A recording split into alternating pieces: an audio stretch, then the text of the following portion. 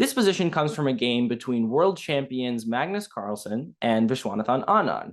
And in this position, Viswanathan Anand is playing as black, and he plays the move pawn to a4. Now, this move is fine, but it doesn't really do anything. There's actually a missed chance here. The best move in this position is the move knight takes e5. Well, this is a little confusing because isn't this knight hanging? Why can't white just capture this knight immediately? Well, white can't capture because white's other rook is hanging. Well, if the other rook is hanging, why can't white exchange rooks first? And only then capture this knight, ultimately being up a bishop. Well, that assumes that black has to capture this rook immediately. The best move in this position is the in-between move, knight takes c4 with check. Again, it's important that it comes with check because this is the most forcing type of move in chess.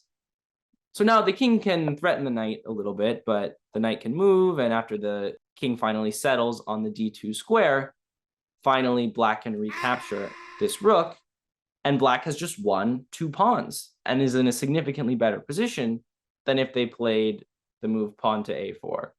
Let me give you one more example of a master level game that has an in-between move. This one from over 100 years ago between masters Tartakower and Capablanca. In this position, Tartakower is white, and he thinks he has a tactic. He plays the move bishop takes b8, because if black were to take the bishop back, white would have the move queen to a4 check, forking the king and the bishop. And after the check is blocked, white's queen can capture the bishop, and white would ultimately be up a piece. But instead, Capablanca comes up with this brilliant defense, knight to d5. This move does defend the bishop, but more importantly, it's threatening the powerful fork, knight to e3, which would attack both white's king and queen at the same time. This is something that white has to respond to immediately. White's best move in this position is bishop to f4, both evacuating the bishop from the original threat and protecting the e3 square, preventing the fork from happening.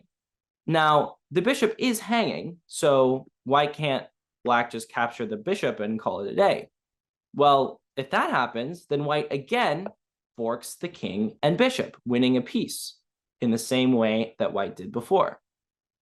So in this position, black should instead make yet another in-between move, queen to f6, creating a pin on the bishop and reinforcing the threat of knight to e3 check because the bishop can't move due to its pin status. So in this position, white would have to make some move that breaks the pin, like knight to f3, and then finally, black can recapture this bishop. While black is only up 1 pawn, black's pieces are much better placed, and the threat of knight to e3 is still there.